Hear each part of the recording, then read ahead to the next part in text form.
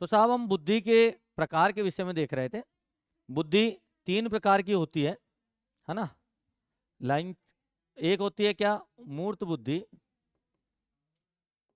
दूसरी होती है अमूर्त बुद्धि, आवाज नहीं करना है जितने लोग बैठे हैं, और तीसरी होती है सामाजिक बुद्धि। ये तीनों के बारे में बताया किसने, थार्नडाइक ने और गैरेट ने। ये 3 प्रकार की बुद्धि होती है, मूर्त, अमूर्त और सामाजिक। मूर्त बुद्धि को ही हम यहाँ पर जो है यांत्रिक या गत्यात्मक बुद्धि बोलते हैं। क्या बोलते हैं, यांत्रिक बुद्धि या गत्यात्मक बुद्धि। यांत्रिक या गत्यात्मक। यांत्रिक इसलिए कि जब कोई व्यक्ति मशीन के जैसे काम करें कि एक प्रोग्राम फिट कर दिए और मशीन चल रही है, जैसे ये घड़ी चल रही है, एक प्रोग्राम फिक्स कर दिए कि इतने में 1 सेकंड वाला कांटा घूमेगा, सेकंड वाला कांटा जब 60 बार घूमेगा तो मिनट वाला 1 मिनट खसकेगा, मिनट वाला 60 मिनट पे घूमेगा तो घंटा वाला 1 घंटे आगे होगा। तो ये मशीन है, ये बोर्ड मशीन जैसे चल रहा है, ये ओबीएस सिस्टम चल रहा है, ये मोबाइल चल रहा है, ये सब मशीन है, इसमें सब प्रोग्रामिंग फिक्स है। जरा सी प्रोग्रामिंग बिगड़ी तो सिस्टम गड़बड़ हो जाता है। तो ऐसे ही जब मनुष्य मशीन के जैसे काम करता है, वही काम करता है, और यहां पर बुद्धि का संबंध ही यंत्र और मशीन से होता है। जैसे कारीगर, जैसे मैकेनिक, जैसे नर्तक, जैसे वादक। अब नर्तक की बात करें, डांस, तो डांस उनने किसी न किसी सीखा होगा और उनने रट लिया कि ये वाली स्टेप आएगी तो ऐसे डांस करूंगा, ये वाली स्टेप आएगी तो ऐसे डांस करूंगा। अब ऐसे हाथ पैर मटका रहा है, और कभी कभी स्टेज पे भूल जाते हैं कि ये वाला गाना बज रहा है तो कौन सी वाली स्टेप करूं। अभी एक इसमें किसी ने फेसबुक में इसमें आया था एक वीडियो, एक दूल्हा ने जो है पहली डांस रट लिया और वो नाच रहा, दुल्हन को आ ही नहीं रहा है, और वो ऐसे ऐसे करने में भड़ाल से गिर गए वो, है ना, पैर फंस के। तो हाँ, है ना, तो ऐसी चीजें देखने में मजा भी आता है कि देखो, तो वो यंत्र मशीन के जैसे काम कर रहा है, यांत्रिक रूप से काम कर रहा है। तो जितने जो है आपके कारीगर, मैकेनिक, अच्छा मैकेनिक लोग जो बुद्धि चला रहे हैं, उनको बहुत ज्यादा बुद्धि की जरूरत थोड़ी है, उन्हें रट लिए गाड़ी का, अगर ये खराब हुआ तो ये वाला बदल के यहाँ ऐसे लगाना, बात खत्म। उसमें बहुत ज्यादा बुद्धि लगाने की जरूरत नहीं है उसको। जैसे अपन पढ़ने के बाद बुद्धि बहुत ज्यादा लगती है अपने को कि ये वाले क्वेश्चन का आंसर, पहले रटा रटाया ही आता था, पहले रट लेते थे, ठीक है। बोले विश्व की सबसे ऊंची चोटी कौन सी, बोले माउंट एवरेस्ट 8,848 मीटर, ऐसा और वैसा और कैसा, और वही जब आता था और लिख देते थे और नौकरी लग जाती थी। अब ऐसा नहीं है, अब ऐसा और वैसा और कैसा, तरह तरह से घुमा घुमा के प्रश्न पूछा जाता है आपकी योग्यता को ज्ञात करने के लिए। तो जब बुद्धि रटी रटाई चीजों पर सेम मशीन के जैसे काम करती है तो उसे गामक बुद्धि, यांत्रिक बुद्धि या मूर्त बुद्धि बोलते हैं। जैसे मैकेनिक हुआ, कारीगर हुआ, नर्तक हुआ। एक एक मूर्ति बनाने वाला, उनने सीख गया कि ऐसे ऐसे बनाना, हर बार वही वही बना रहा, तो उसमें काहे की उसमें तो बुद्धि लग रही। समझ में आ रहा क्या। तो ये कहलाते हैं मूर्त बुद्धि, कारीगर, मैकेनिक, नर्तक, वादक और औद्योगिक कार्यकर्ता।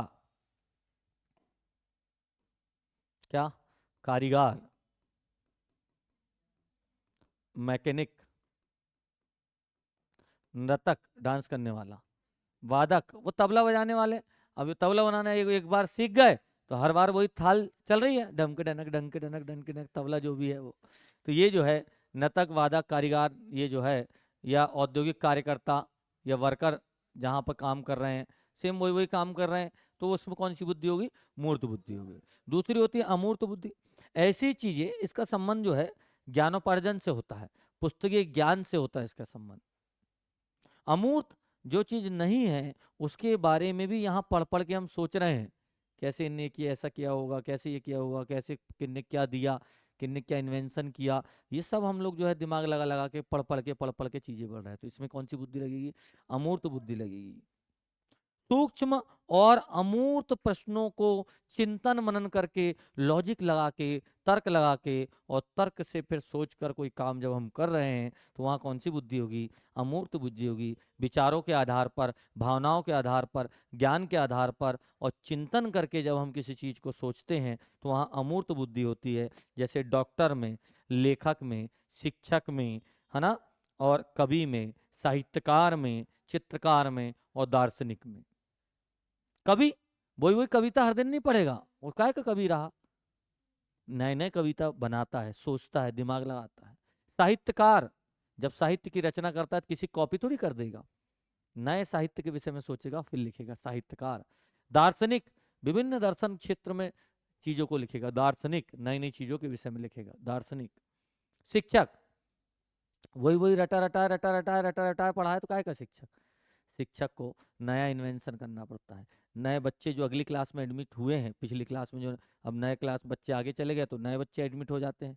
तो जो नए बच्चे एडमिशन लिए हैं उनकी बुद्धि लब्धि के आधार पर, उनकी क्षमता के आधार पर, उन्हें उनकी रुचि के आधार पर उन्हें सिखाना होता है। ये चुनौती होती है शिक्षक की, ताकि सबको वो सिखाएं। तो ये शिक्षक भी इसमें आएगा। गणितज्ञ, गणितज्ञ जो है उसको भी तो अमूर्त चिंतन करना पड़ेगा।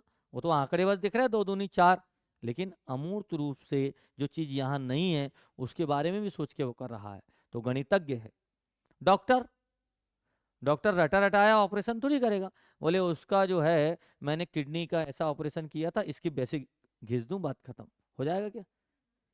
अलग अलग पेशेंट का अलग अलग स्वास्थ्य होता है, अलग अलग पेशेंट का जो है अलग अलग तासीर होता है, अलग अलग पेशेंट को अलग अलग जो है बीमारी होती है और उनको उसके हिसाब से ही इलाज करना पड़ता है।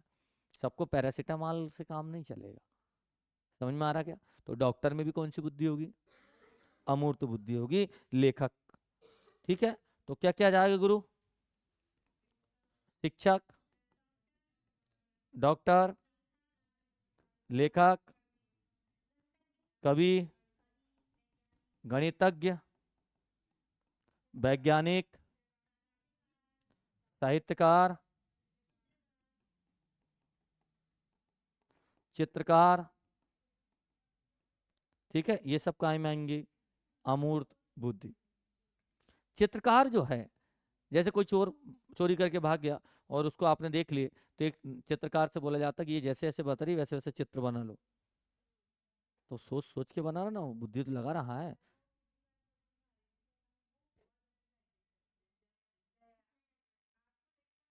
कौन जया?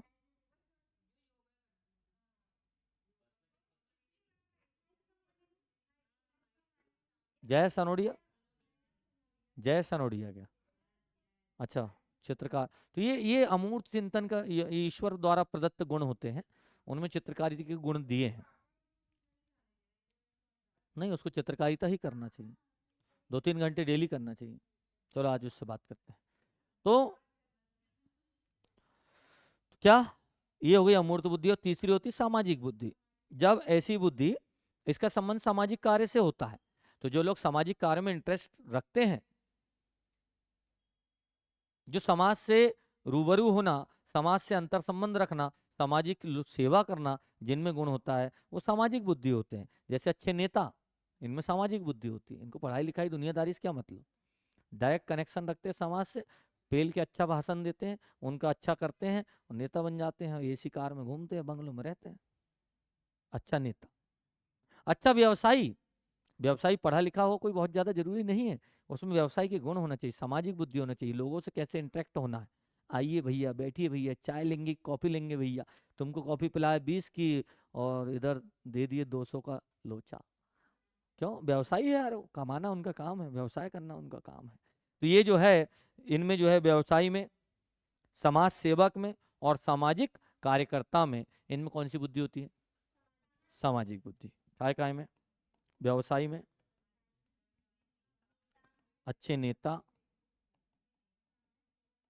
समाज सेवक और सामाजिक कार्यकर्ता, इनमें कौन सी बुद्धि होती है गुरु? सामाजिक बुद्धि। तो इस प्रकार से थांडाइक और गैरेट ने बताया कि बुद्धि जो है 3 प्रकार की होती है, मूर्त, अमूर्त और सामाजिक। बन जाएगा। किस में कौन सी बुद्धि होती है ये भी। अब बात करते हैं बुद्धि के सिद्धांत की। एक एक सिद्धांत पर बात करते हैं, 15-16 कुल सिद्धांत है, तो 14 है तो 14 ही पढ़ लेंगे, कोई बात नहीं। नया पेज लेते हैं। इतना समझ में आया? ठीक है।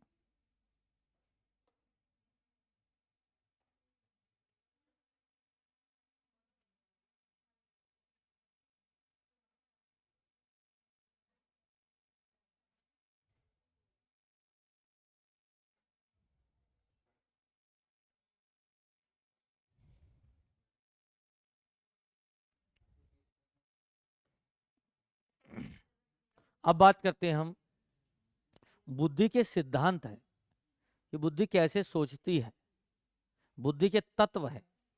कोई मनोवैज्ञानिक ने कहा कि बुद्धि में एक ही तत्व होता है, कोई मनोवैज्ञानिक ने कहा नहीं नहीं एक नहीं होता, ढेर सारे होते हैं। कोई मनोवैज्ञानिक ने कहा कि बुद्धि जो है वंशानुक्रम से मिलती है। किसी ने कहा नहीं नहीं सिर्फ वंशानुक्रम का काम नहीं, वातावरण का भी काम है। किसी ने कहा कि बुद्धि एक जो है एक मॉडल की तरह सोचती है। किसी ने कहा कि नहीं ढेर तरीके से सोचती है। तो बुद्धि के अलग अलग सिद्धांत मनोवैज्ञानिकों ने दिए हैं, उसी में मैं पेश कर रहा हूं आपके समक्ष। पहला सिद्धांत है ना, बुद्धि का एक तत्व का सिद्धांत। बुद्धि का एक तत्व या एक कारक सिद्धांत, और ये दिया अल्फ्रेड बिने। किसने दिया? अल्फ्रेड बिने। बुद्धि का एक कारक का सिद्धांत, इसको समझिए, एक तत्व का सिद्धांत 1911 में दिया अल्फ्रेड बिने ने। और अल्फ्रेड बिने थे फ्रांस के। कहाँ के थे? फ्रांस के थे। और इन्होंने दिया 1911 में है। कब दिया? अल्फ्रेड बिने महोदय का कहना था कि बुद्धि में जो है एक तत्व होता है, एक ही कारक होता है। और वो एक तत्व एक कारक को इन्होंने कहा कि बुद्धि में सिर्फ जी तत्व होता है, जनरल तत्व होता है, सामान्य तत्व होता है, और जो हमें मिलता है वंशानुक्रम से। कहाँ से मिलता है? और उस तत्व का नाम है जी तत्व। कौन सा तत्व है? जी मतलब जनरल। क्या? जनरल। जनरल मतलब सामान्य। कौन सा? सामान्य। और ये मिलता हमको वंशानुक्रम से। कहाँ से मिलता है? इनका ये कहना था कि हमें वंशानुक्रम से ही एक तत्व मिलता है, जी तत्व, और जो हमको जेनेटिक्स रूप से मिला हम बस उतने में सोचते हैं, बात खत्म। लेकिन जब बाद में मनोवैज्ञानिक आया कि भैया एक ही तत्व नहीं होता रे, बोले सिर्फ वंशानुक्रम से हम नहीं सीखते, वातावरण का भी पूरा रोल है, और सिर्फ वातावरण नहीं है, हजारों चीज है। तो फिर इनके सिद्धांत को जो है छोटा सिद्धांत निरंकुशवादी सिद्धांत कहा गया। क्या कहा गया? निरंकुशवादी सिद्धांत कहा गया। ये जो सिद्धांत है ये सबसे पहले दिया गया है, इसलिए ये सबसे प्राचीन सिद्धांत है। कैसा है? सबसे प्राचीन सिद्धांत है। कितने तत्व होते हैं बुद्धि का? एक तत्व। एक तत्व को ही बोलते हैं एक खंड। क्या? इसी को बोलेंगे एक कारक। क्या बोलेंगे? और वो एक कारक कौन सा है? जी कारक। जी मतलब जनरल, जनरल मतलब सामान्य, और कहाँ से मिला ये? वंशानुक्रम से। सिर्फ एक ही होता है बोले। इसलिए इस सिद्धांत को जो है निरंकुशवादी कहा है। क्या कहा है? इसे एक इकाई का सिद्धांत भी बोलते हैं। क्या बोलते हैं? एक इकाई, एक कारक, एक इकाई का सिद्धांत भी बोलते हैं। क्योंकि आगे जब अपन ढेर सारे 14 सिद्धांत देखेंगे तो उसमें पाएंगे कि बुद्धि में एक ही तत्व नहीं होता भैया, बुद्धि में असंख्य करोड़ों तत्व होते हैं। तो इसीलिए इस सिद्धांत को निरंकुशवादी सिद्धांत कहा जॉनसन ने। किसने कहा गुरु? जॉनसन ने कहा कि इस सिद्धांत को निरंकुशवादी कहा है।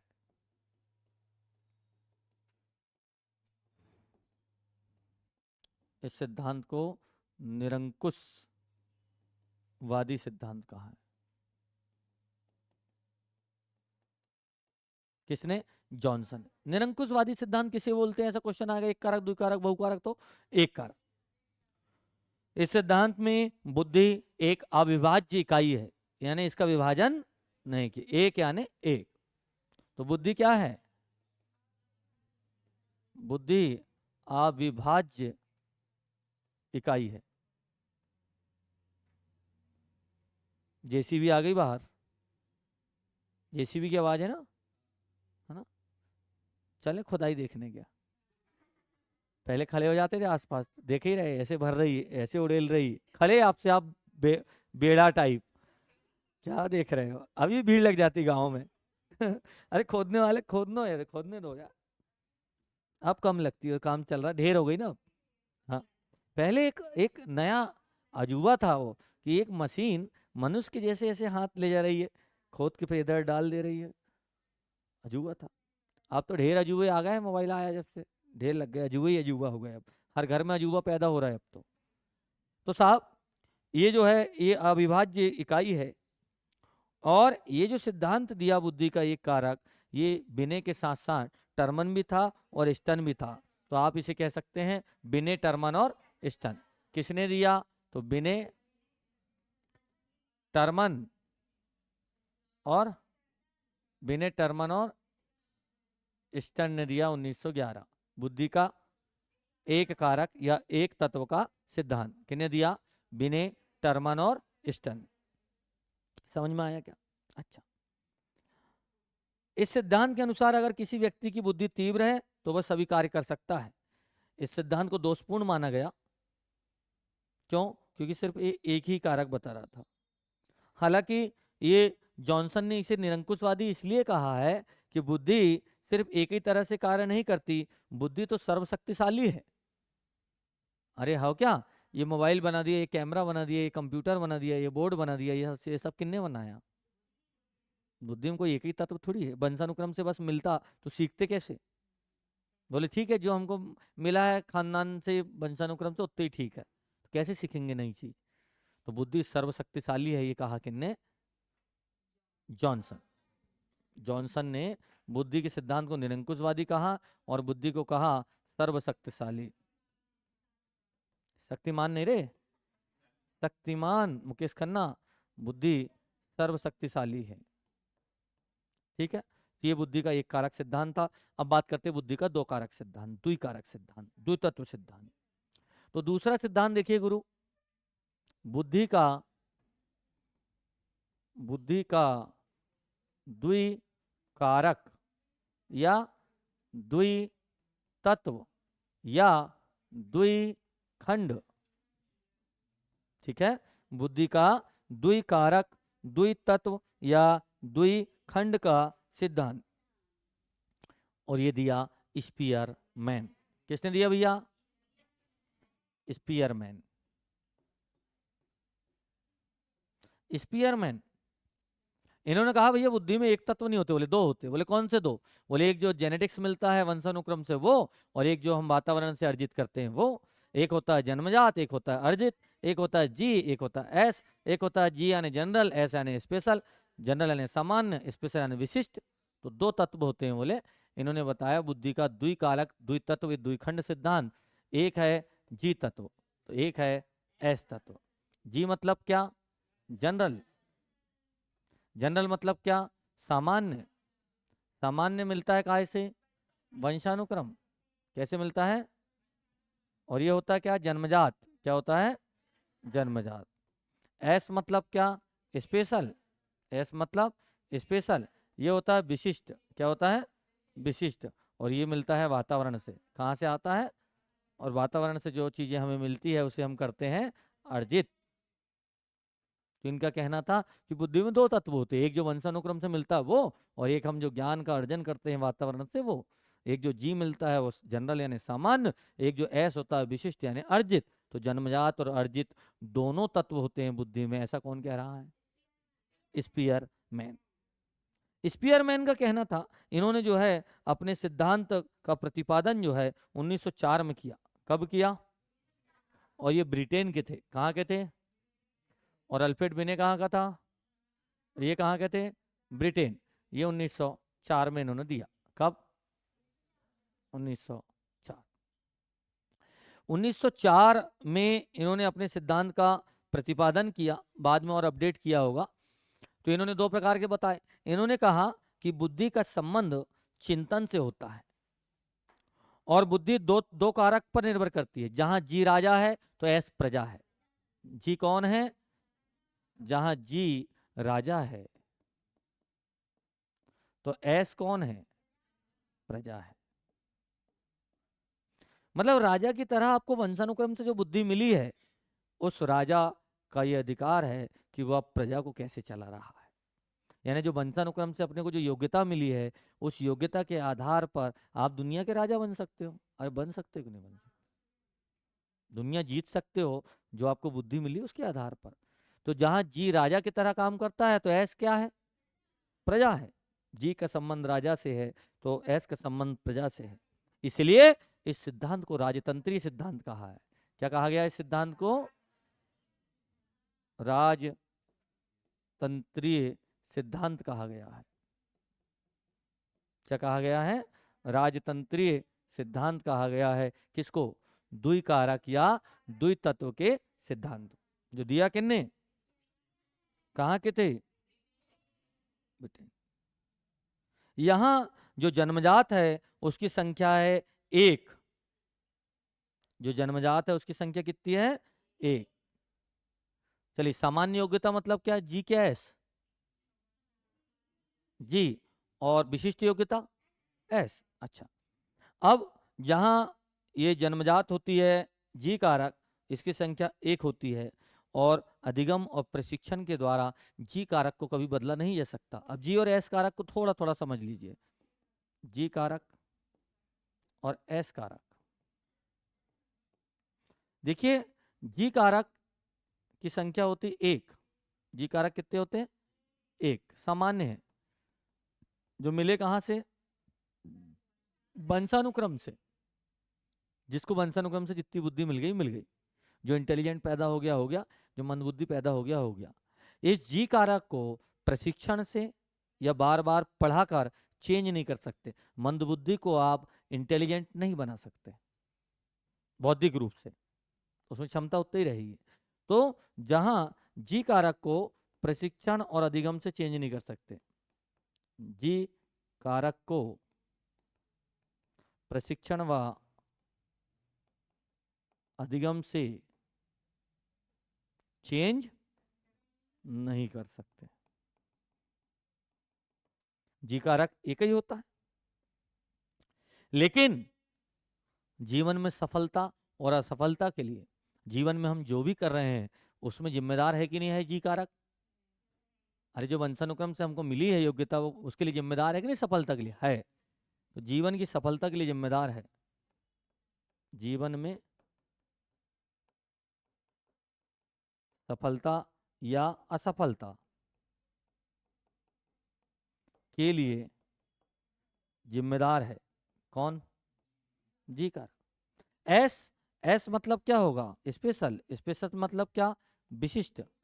एस मतलब स्पेशल, स्पेशल मतलब विशिष्ट। इनकी संख्या कितनी होगी? संख्या तो ढेर सारी होगी, संख्या अनेक होगी। ढेर गुण है हमारे अंदर, खेल के, संगीत के, नृत्य के, बोलने के, बताने के, चुगली करने के, खाना बनाने के, मुस्कुराने के, पढ़ने के, लिखने के, बातें करने के, कितने सारे गुण हैं। मुंडी हिलाने के, ये भी गुण है। सब में ढेर सारे गुण हैं। मनुष्य गुणी है। 36 गुण तो ऐसे ही बताए हैं। 36 के घात 36 लगाए उतने गुण होते हैं मनुष्य में। ऐसे समझ में आ रहा क्या?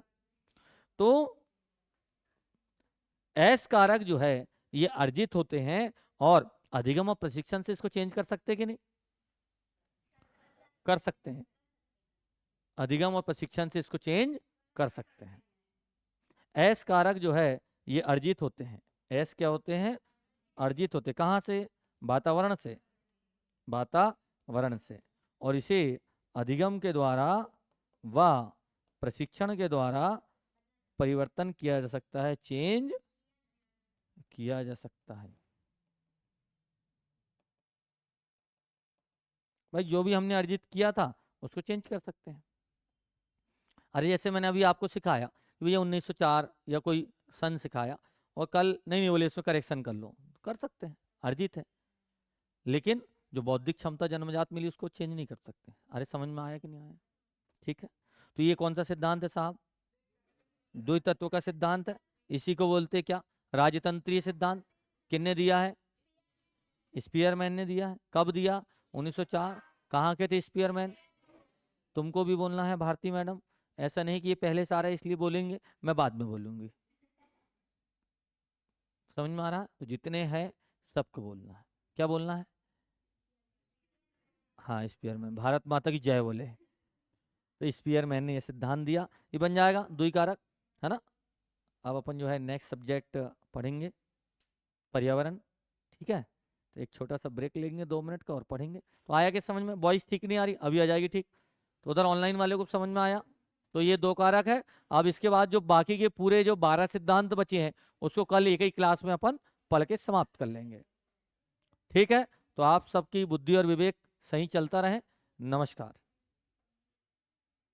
और समझ में आया हो तो ये वैसे भी यूट्यूब पे जाएगी ये क्लास, तो अगर आपको हमारी क्लास अगर शानदार लगी हो और आपको जो है पूरा समझ में आया है और आप आगे भी इस टाइप की वीडियो चाहते हैं तो आप हमारे चैनल को लाइक करें, सब्सक्राइब करें, फॉलो करें और ज़्यादा से ज़्यादा शेयर करें। इसी के साथ स्वस्थ रहें, मस्त रहें, व्यस्त रहें और मुस्कुराते रहें। जय श्री राम।